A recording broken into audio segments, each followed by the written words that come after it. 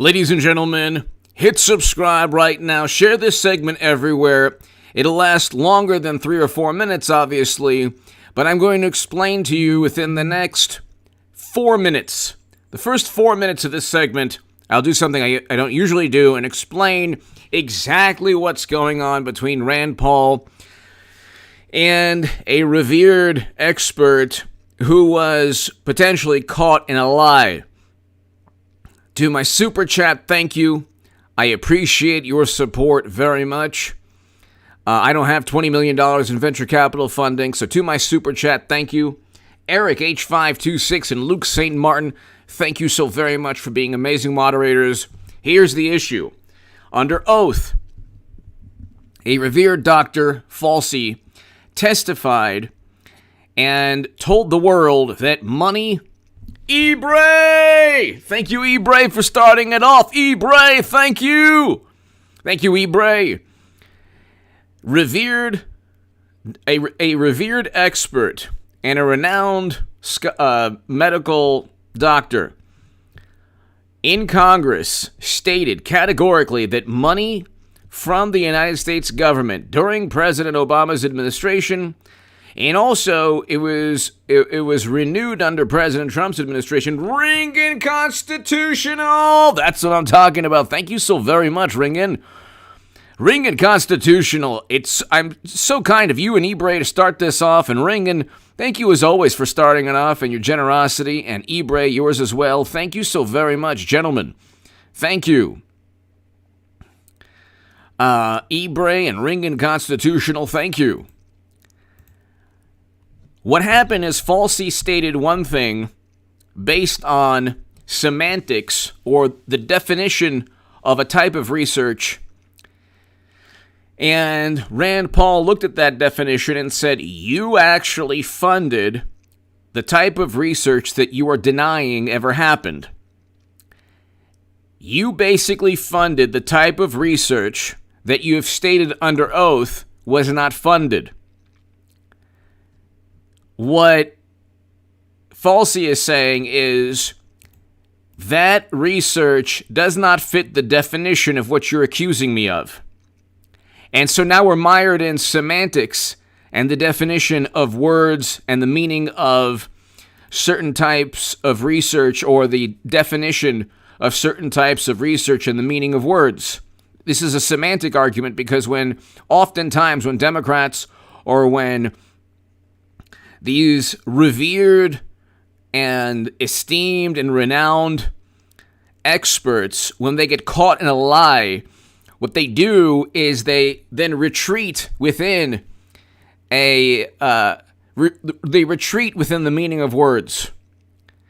And they say, well, you know, what you're accusing us of having funded, and then they appeal to authority, is refuted by numerous experts who have looked at the report from the National Institute of Health, or the report that explains where the funding went and for what purposes. And as you can see within this report, as you can see within this pile of paper,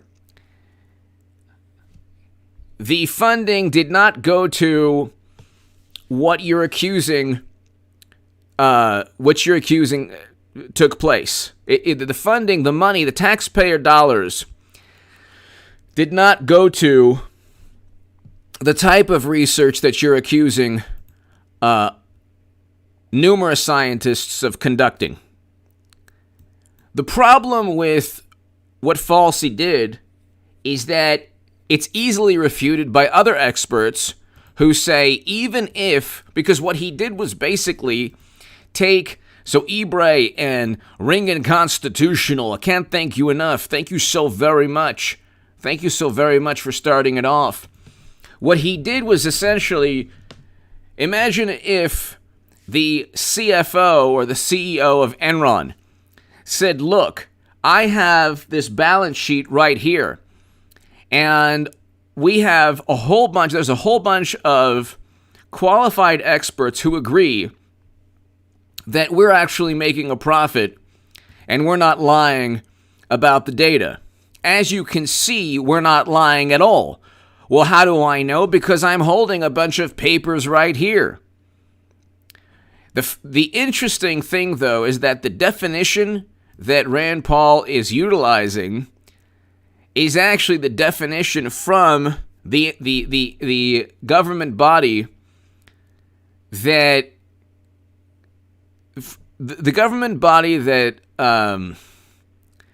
Falsey is saying is backing him has issued a definition that contradicts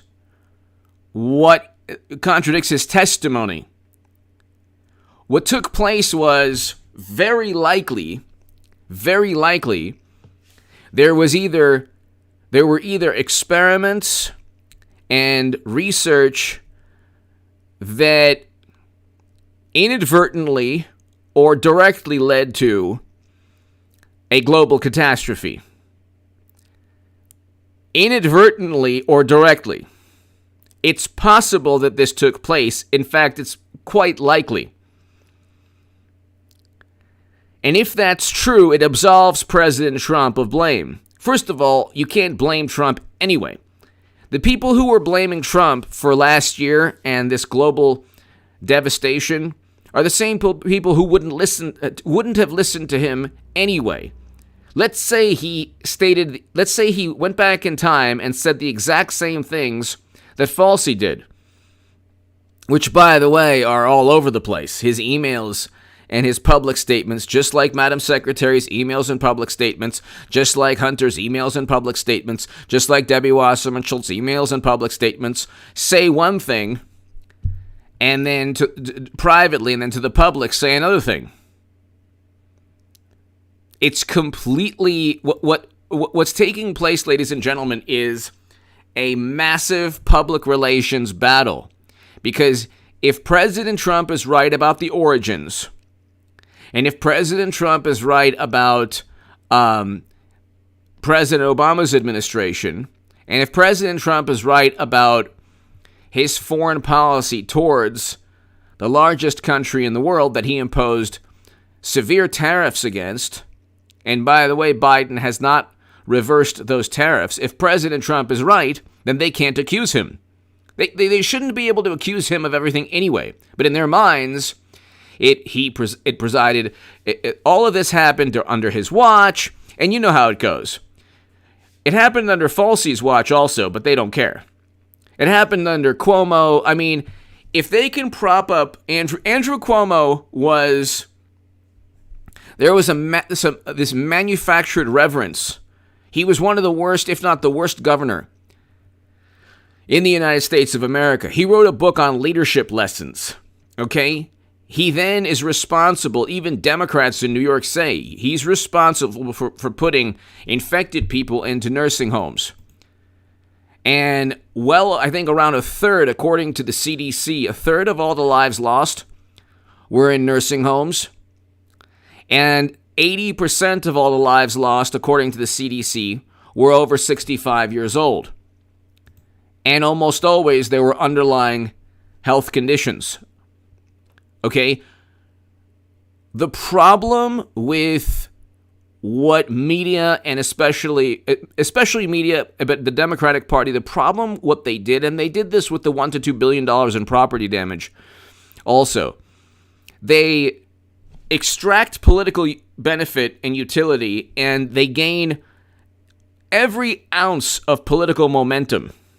It could be from very peaceful First Amendment protests that are calling for social change that happen to lead to $1 to $2 billion in property damage. So they say, well, that had nothing to do with us. I mean, it just happened. Meanwhile, they're bailing people out and they're mitigating the damage done. Even it's true that the majority of people were peaceful. You could say the same thing. I mean, President Trump has said the same thing about January. If you want to look at overall numbers, there were a lot more people there than just the people that committed crimes. But see, again, these are semantic games. These are you don't even need a philosophy of language class to understand what's going on. What they do is they try to suppress any suspicion when it comes to their culpability or their responsibility or their liability pertaining to any topic. So they actually had, there's so many ways to look at this. They had in-person primaries in Wisconsin, in Illinois, Wisconsin, and Florida. In Wisconsin, there was rain and hail.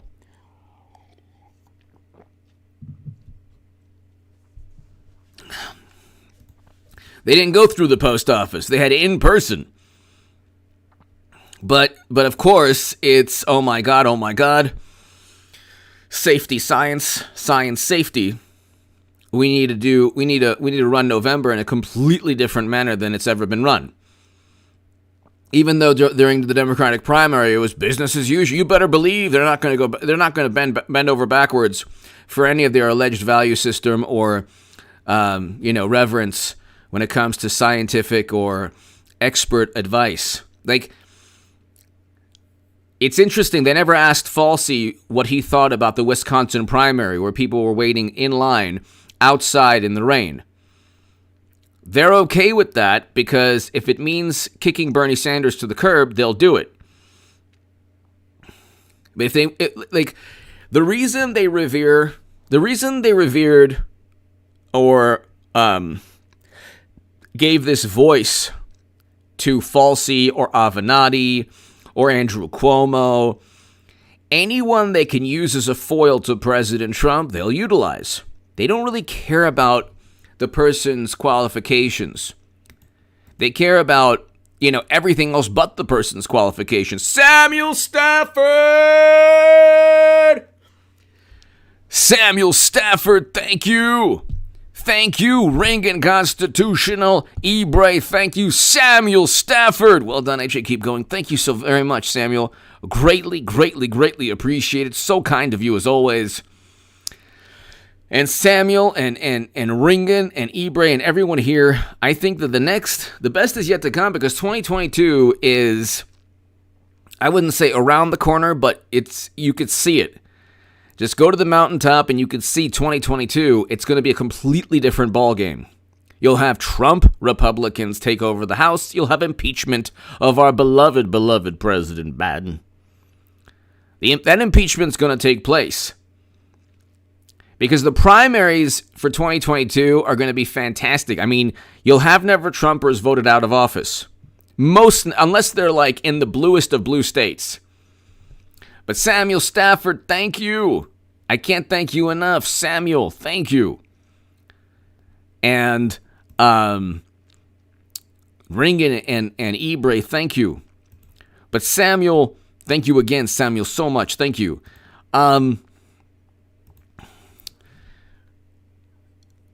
Plausible deniability is something that they can enjoy. Plausible deniability, so if it's Hunter and emails that are incriminating, not only is there plausible deniability, well, he hasn't confirmed they're his emails. Well, the Steele dossier wasn't confirmed with Trump. In fact, it was acknowledged as unverified by everyone. Well, And President Trump didn't remain silent. He categorically denied the Steele dossier as being completely fabricated and full of lies. And so did everyone involved, everyone who was accused within a dossier that had enormous conflicts of interest. You had Clinton and the DNC purchasing the dossier. They don't utilize the same standard of logic when it comes to Trump that they do with others. Or with themselves, sorry. So they say, Trump lies. Nobody has lied more than media. When it comes to the past 4 years, nobody has lied more than media and Democrats. Every single day, there was suspicion leveled at Trump pertaining to his involvement with Russia. He never was involved with Russia. He never broke any laws. Mueller couldn't indict anyone because there was no evidence to do so.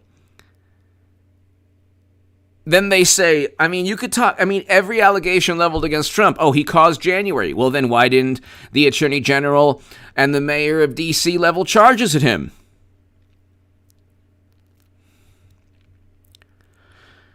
And the thing is, Samuel and everybody here, and Ringen and Ibre and Samuel, thank you again. When people say, like, I can't stand this. When people say, I understand, like, oh, nothing's going to happen. Yeah, not until 2022. We don't even have a Republican Party. There is no Republican Party. It's Trump, and then a whole bunch of people who side with Trump, and then a lot of people who don't side with Trump, and a political party called the GOP, Republican Party, that really doesn't stand for anything. So Democrats can pretty much make any decision, or like they'll side with any absurd belief system that was, just popped up in the past couple of years, and there won't be any pushback.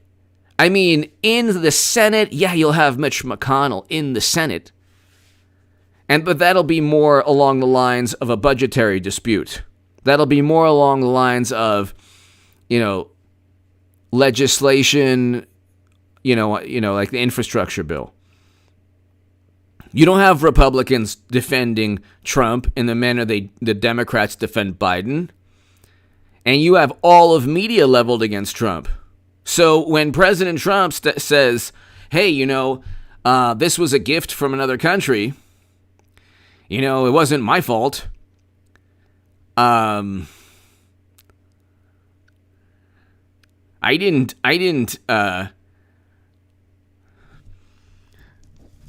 go ahead and, things were doing well. We had record low unemployment. And then this quote unquote gift was given to us. Oh, there's no proof. You can't, if you blame if you blame scientists, if you blame another country the way Democrats did with Russia and their defeat in 2016,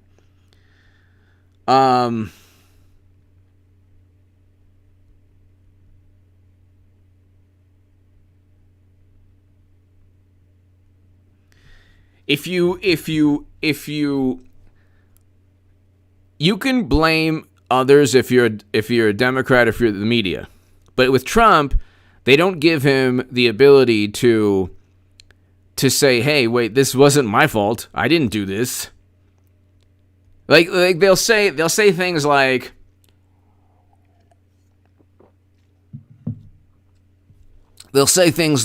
Samuel, thank you again so much. Thank you. Ringen, Ibre, thank you.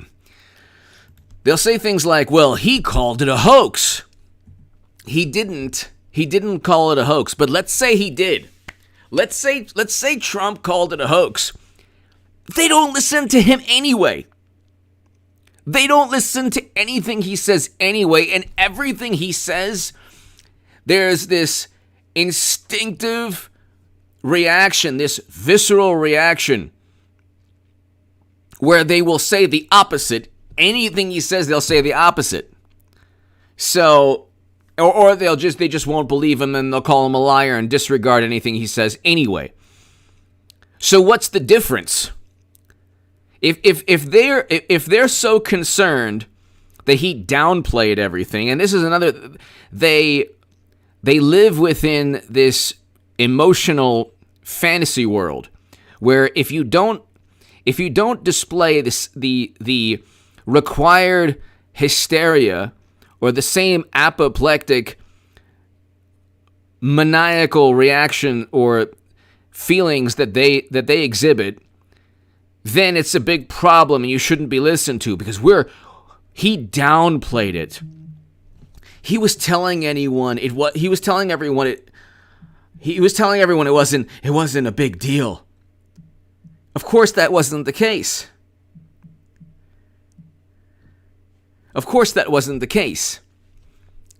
But see, when they don't have anything, they just fabricate everything. Ibre! The hoax of the media's representation of his response. Exactly. And so, I mean, I've known people like, you support, and then what they do, Ibre and Samuel and Ringen Constitutional and everybody here, then what they do is what's really insidious, and I know people like this, or I used to know people like this, before they disowned me. Like, they'll say, you support a person who called it a hoax, and that puts my life at risk. What? What are you talking about? What are you talking about? Yeah, you support a person who didn't take it seriously, and that makes me unsafe. Like, what are you talking about? How do you make the absurd, ludicrous leap of logic to my support for President Trump on issues that have nothing to do with this, like foreign policy, economic policy, other issues? How do you make that leap of logic to say that because I support him, therefore I also support all the bad things that has ever taken place that he's blamed for having implemented or allowed to happen? Ibre, thank you. Samuel Stafford, as always, thank you. Mike Pasqua.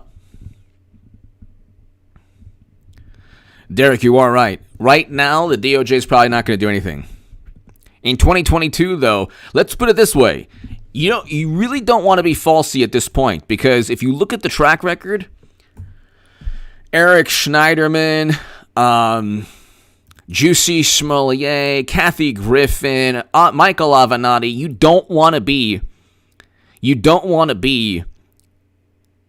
like the most popular person among Democrats at any point ever. Mike Pasqua, thank you. Thank you again, Mike. Mike Pasqua, thank you. You don't want to be like, if you're admired by media and Democrats primarily because you serve as a foil to Trump, that's not a good position to be in, because when more information comes out, it could be like, Avenatti with Nike trying to extort Nike, or allegedly trying to extort Nike, or now we find out Falsey's emails. Now we find out there's a discrepancy in his testimony. Now we find out he's just playing a semantic game. Well, there are experts who look at this report from the organization that I work alongside, and as you can see, we didn't manipulate living organisms to make them more harmful to human beings. We didn't do that. Although it says that we did that, we didn't do that. Although it says that we did that, we really didn't do that. Although actually it says we pretty much did that. But technically, it's like, you know what it's like? It's like, that's like saying, it's the equivalent right now of, like, Rand Paul is saying, hey, wait a second. This is, so here, here's the example.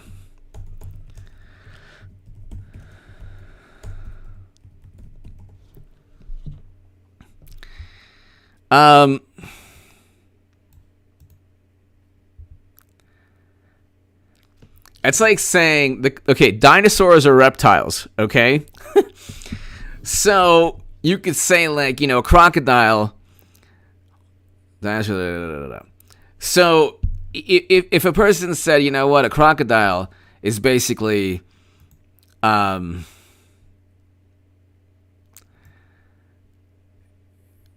related to dinosaurs, okay, you could say, like, it's the closest thing we have today to a dinosaur. So Rand Paul is saying, hey, you know what, you're pretty much talking about, that's a horrible analogy. Anyway, they're hiding within, he's hiding within semantics. Just as you thought the quick answer is yes, dinosaurs are reptiles. So you could say, like, today's reptiles are, living dinosaurs. And then Falsey is saying, well, that's not true at all. You know, that they're not. They're technically not. So there you go. You can have this semantic or philosophical debate, but at the end of the day, it's not a stretch to say that one thing is linked to another. That could be a bad example, but you know what I'm talking about. I know, that was a bad example. The bottom line is that experiments took place. The experiments fit the definition of what Rand Paul is alleging. Okay? The experiments fit the definition of what Rand Paul has alleged. Okay? So, under oath, Falsey stated, that's not true. That's not the definition. You are wrong. But you see the momentum is turning a little bit because people are tired of experts always being wrong. This is the problem. Samuel Stafford!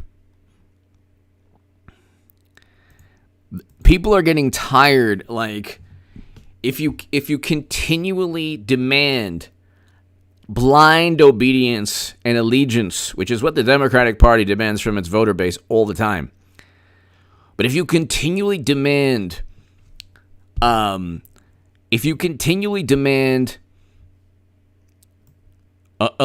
and obedience, and you're constantly wrong, or you're saying, well, gosh, these things develop, we're getting new information now. Well, then, why don't you give Trump the same benefit of the doubt? Why don't you give Trump the same benefit of the doubt? Well, we knew information, and so he had to adapt his viewpoint to new information. Well, so did Trump. Well, you don't want to give him the benefit of the doubt? Oh, okay.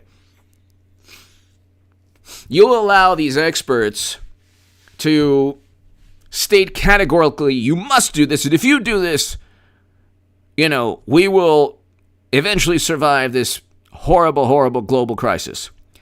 We did everything that was asked, and you didn't have to tank nobody had to tank the American economy. That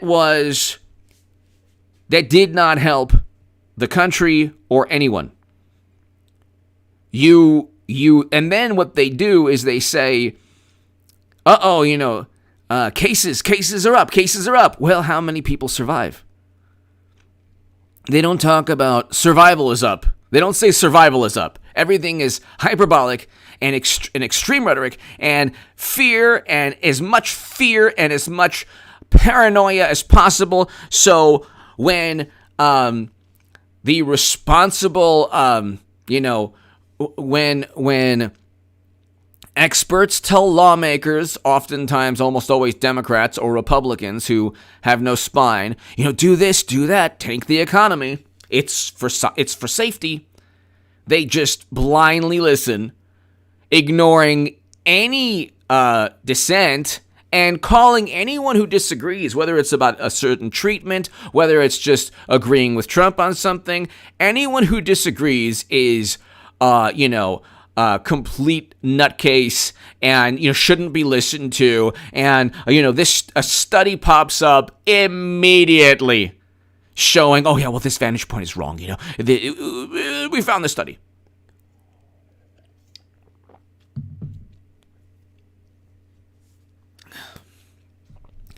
Meanwhile, Jacqueline McNair, thank you, Jacqueline. Jacqueline McNair, thank you. Thank you.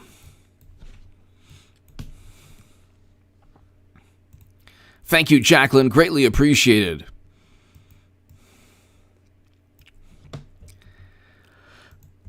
Jacqueline and Samuel and Ringen and Ibre, everybody here, thank you. Mike, thank you.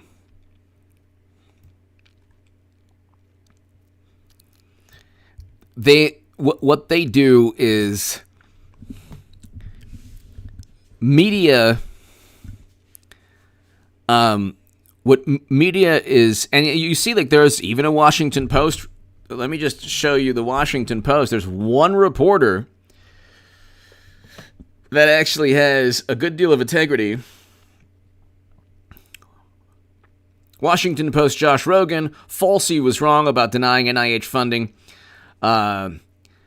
Rogan stood out in media for reporting on the possibility of the theory. So Josh Rogan of the Washington Post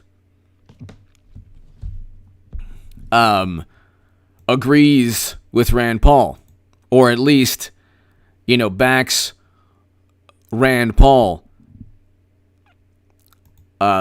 backs the viewpoint that Falsey did engage in testimony that's conflicting.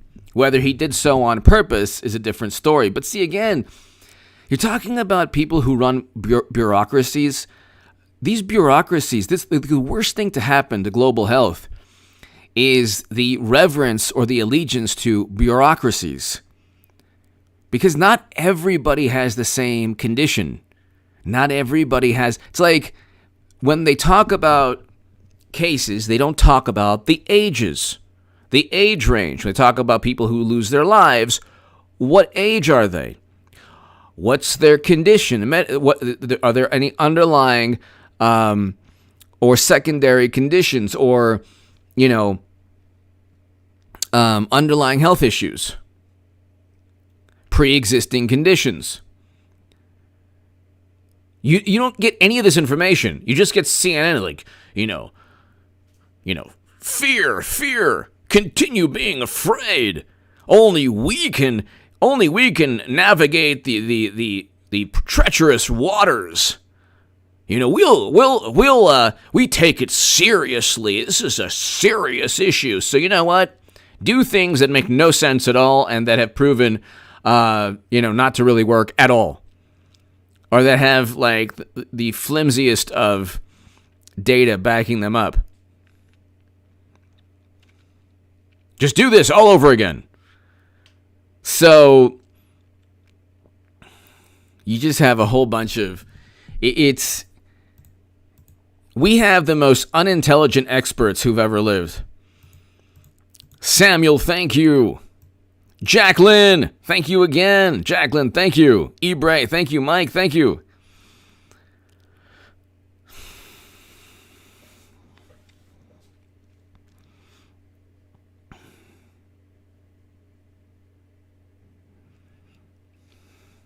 I think that when you look at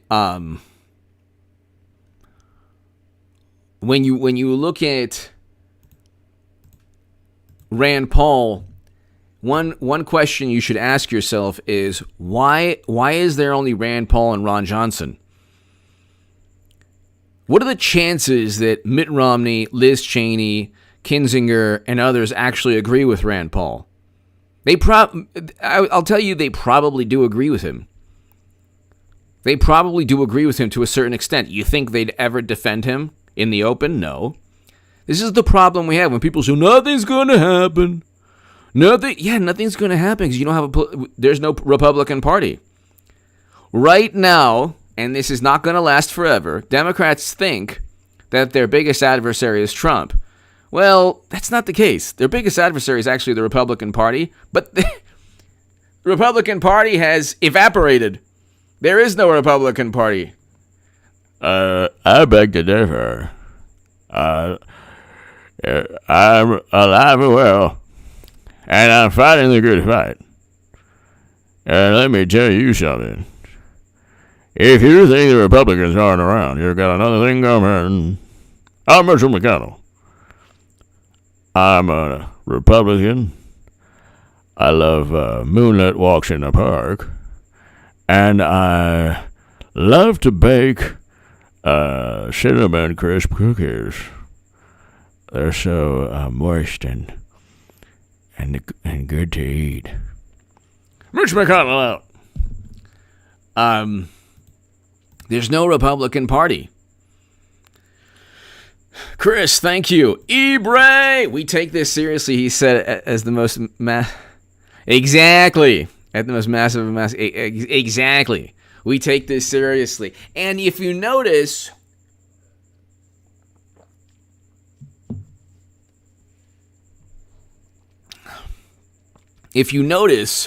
haha, Giacomo, hello. If you notice, Ebre, thank you so very much. Notice how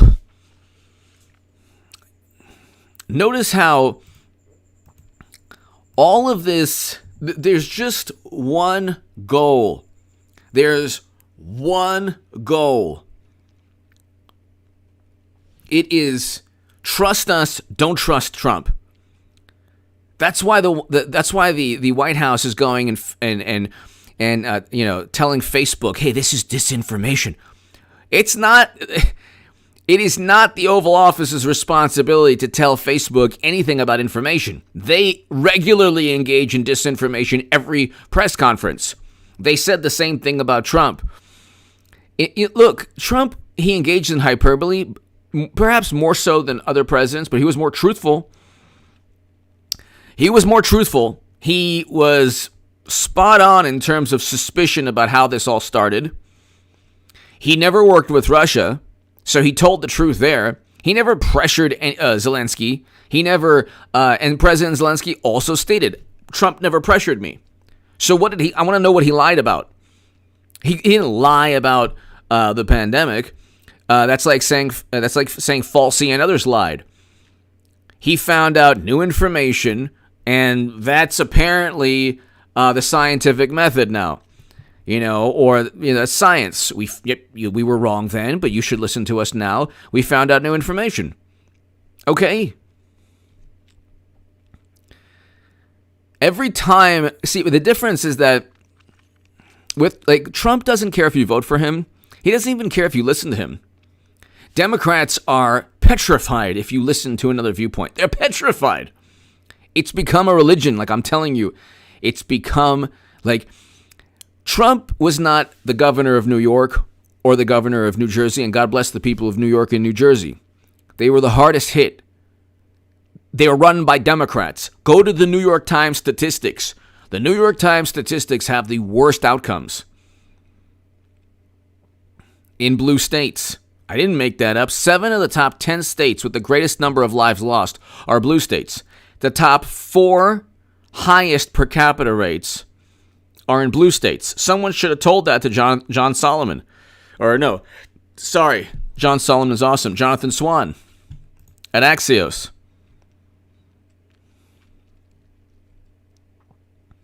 Tree Climber, hello, thank you. They constantly say, you must trust us without any question at all. And look, there are courageous people, scientists, doctors, who question a lot of things now. And it's really a sad state of affairs when the worst outcomes take place in Democratic-run states, yet Democrats gleefully, they almost enjoy the demise of any Republican. When look what happened. Look at the despicable reaction to when Herman Cain lost his life. Herman Cain, ex-presidential candidate who refused to, loses his life from the pandemic. And so when people did wear, and they lost their life, that should be what then? That should be just, chalked up as, well, it's the best thing you could possibly do. Things happen. Is that proof that it doesn't work? Because the logical fallacy is, well, because he didn't do that, he didn't do everything possible to protect himself. And you see, we're right. Well, if that's the case, then why do Democratic-run states have the worst outcomes? This is according to the New York Times statistics. Go look it up, even to this day. I'm not making it up. Go look at the New York Times statistics.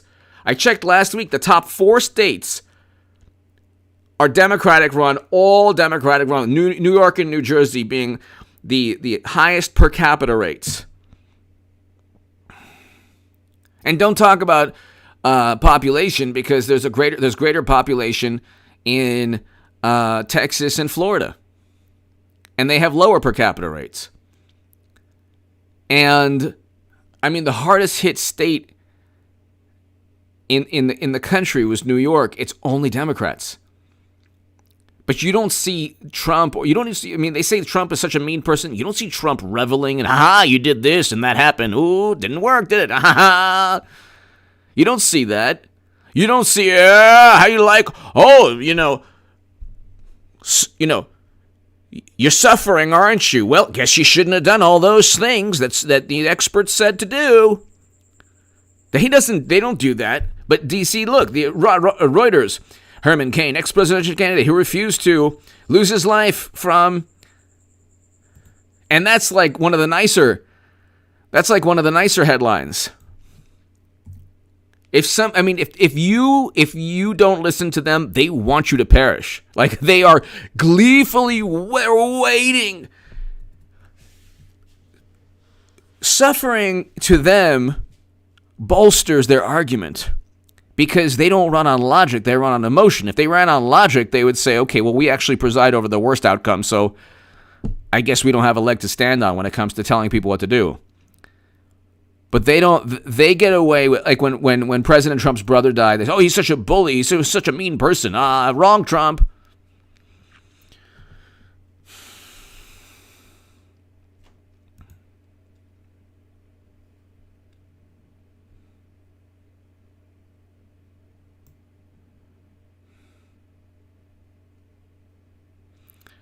You have this public relations machine. Okay, now you have a Washington Post reporter that's actually doing a pretty good job. Or at least Josh Rogan, he is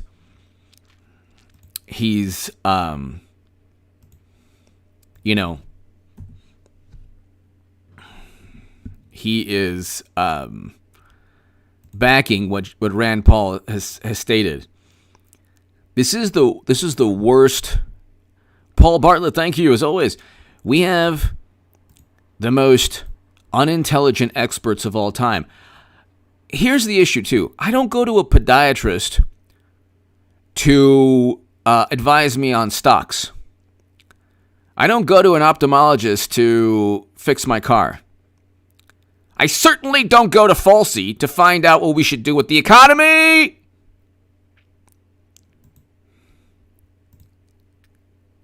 The two should never have merged. They should have simply found the demographic group that suffers the most, okay, over 65. You should have not made anything mandatory ever. You should say, here's what you want, here's what we suggest you do. And you know what? We suggest a capacity limit. We suggest this, we suggest that. And you can't use certain rebuttals, because I'm not even going to get into the rebuttals. Well, there's capacity issues. You didn't have those capacity. Throughout the year, in most locations, you didn't have those capacity issues. Okay?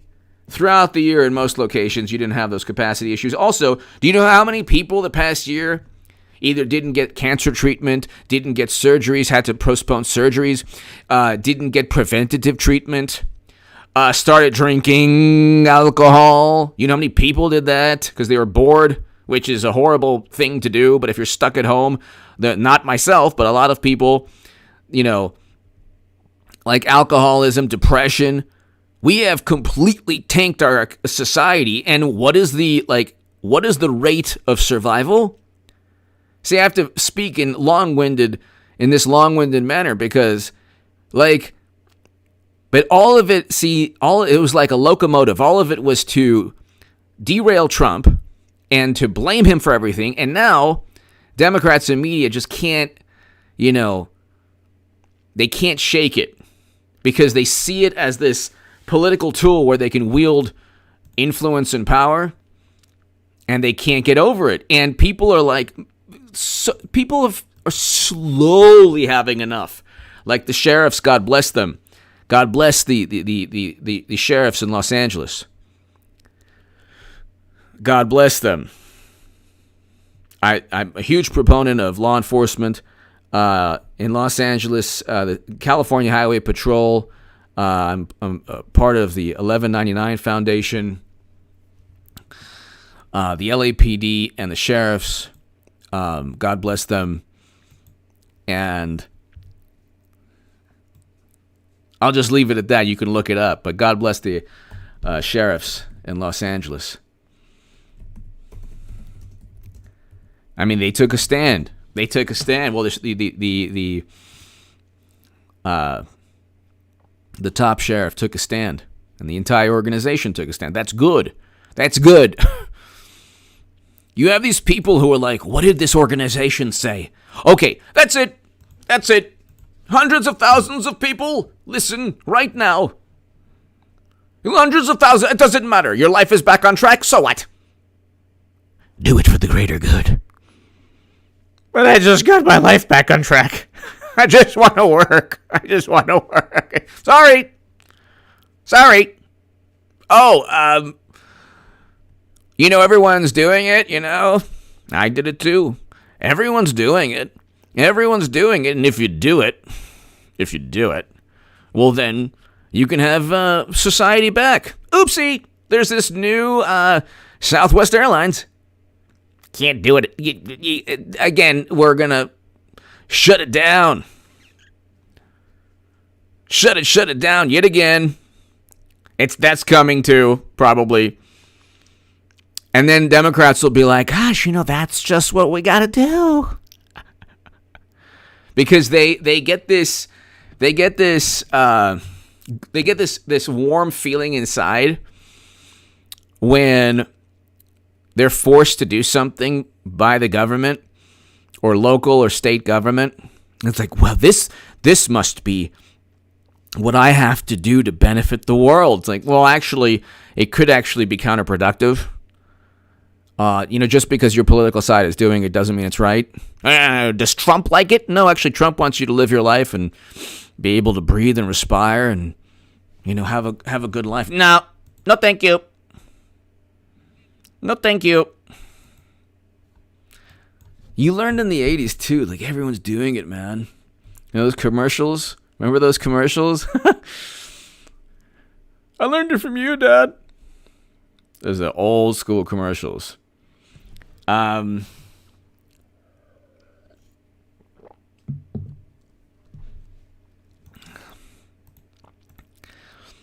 what point...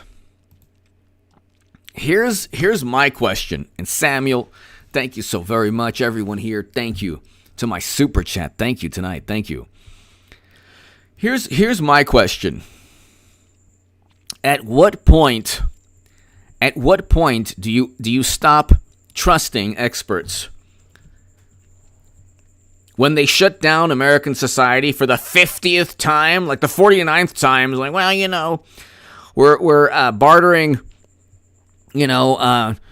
wooden chairs for a Tic Tac. This is fantastic. It's just what we got to do. It's safety.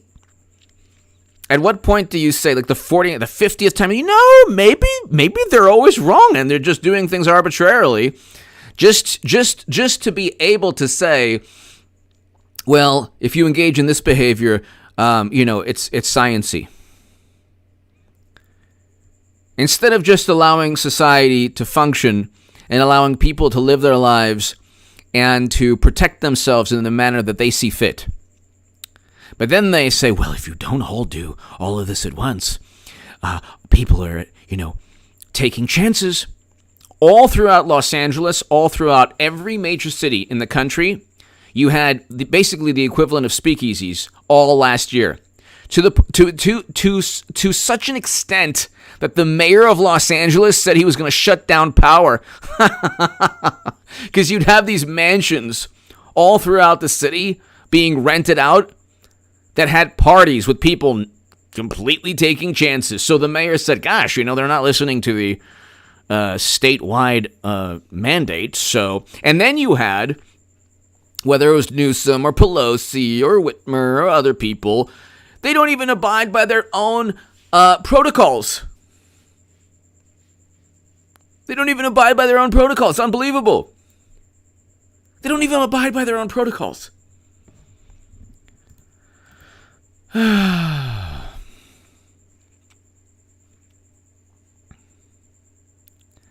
I trust Brian.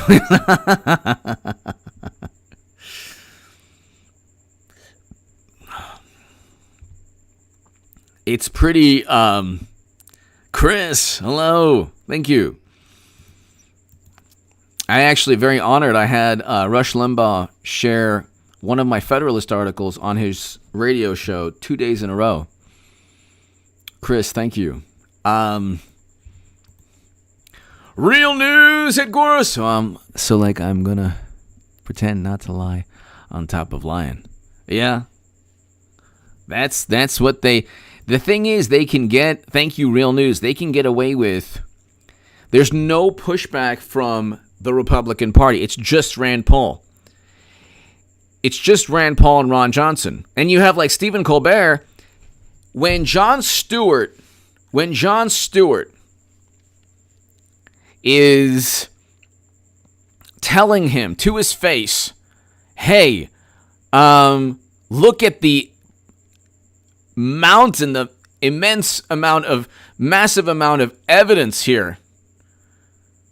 The only thing Ron Johnson could say is, well, how long have you worked with, how long have you worked with Ron Johnson or whatever? Like, that's the only thing. Like, it's always this binary, Democrats are right, Republicans are wrong, and that's it.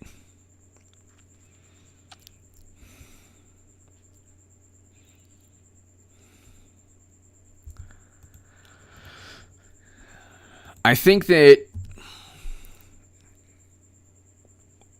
Rand Paul, what he's doing to Falsey, it's not a good situation to be that expert at this moment, because right now you have media still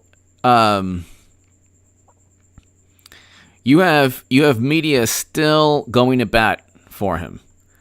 But I think that, when you've been revered in that manner, and when you know that your words are taken so seriously and that you can actually affect economic policy, see, this is that's a big issue. Because, when you're trying to say, well, you have to, you think of the safety of the whole, and,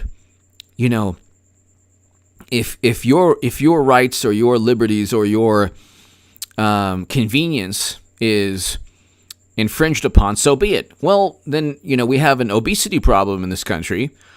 Are you going to shut down McDonald's? Are you going to ban smoking? What else are you going to do on a massive scale to ensure that the collective benefits at the expense of the individual? What else can you do? I mean, we do have, this is a concept that Democrats and media find appalling, but, human beings have the ability to decide what's right for themselves. I mean, right? Isn't that possible? Isn't that possible? When you see, one governor in a restaurant, when every other restaurant in the state is shut down, or when you see, a restaurant shut down and right outside the restaurant, the film industry can have rows of tables for catering, that's a problem there. The hypocrisy is just a huge, huge problem.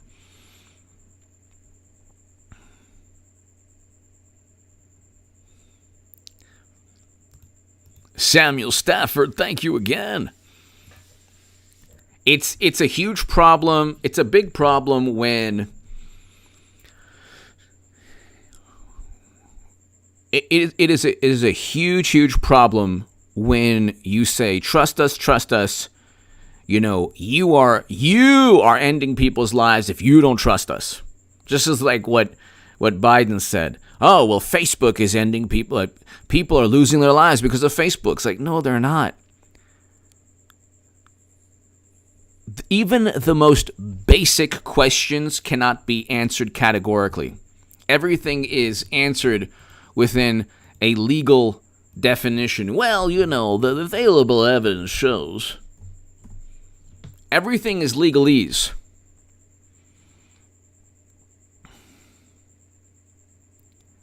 It's all, based on, and that's like real news. Game over, man, game over.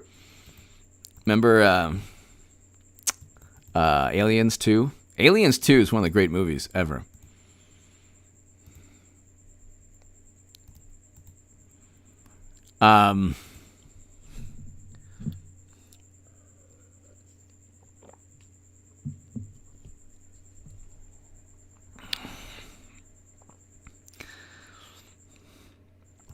They get this Pavlovian response whenever it's anything to do with Trump.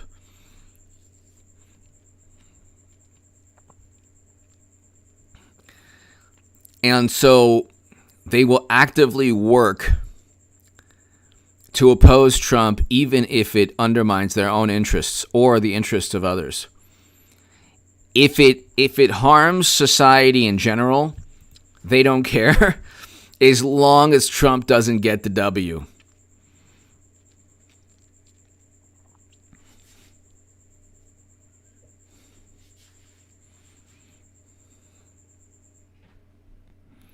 As long as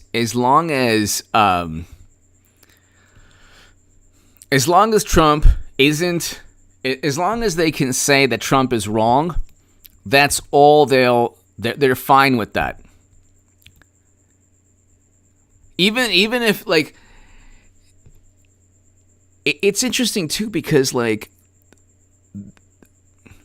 the most irrational positions have been taken by Democrats the past 4 or 5 years. Like Peter Strzok, in his text messages, the former bureau agent that set up and framed Trump and Michael Flynn, in his text messages, he literally says, "We will stop Trump." It's not enough. Even that's not enough to show that he was out to get Trump. Even that's not enough. I'm like, well, enough. He's right. At the end of the day, also, they don't fall back on logic. They fall back on their sensibilities. So they're like, yeah, you know what? He's right. It's true. It's good that he actually, did whatever it took to take down Trump. Even if he was accusing Trump of something that the president never did. I mean, that's the vantage point. That's what we're talking about in terms of a vantage point. Ladies and gentlemen, I'm going to try to come back in about an hour. So I'll try to be back in about 1 hour or so. Be here. Samuel Stafford, I can't thank you enough. Thank you so very much. JB, I'm going to check today. Thank you, JB. I'm glad that you sent that. I'm going to check right now, actually. Samuel Stafford, thank you so very much. Thank you so very much.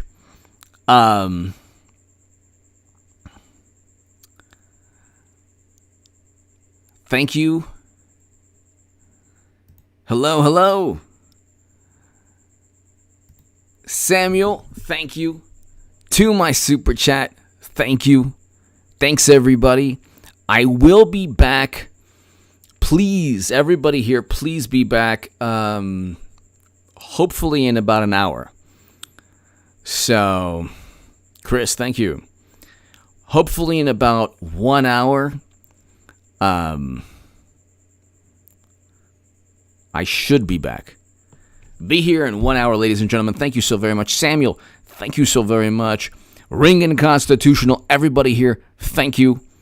I will see you in hopefully 1 hour. Thanks, everybody. God bless. Eric and Luke, thank you so much for being the best moderators.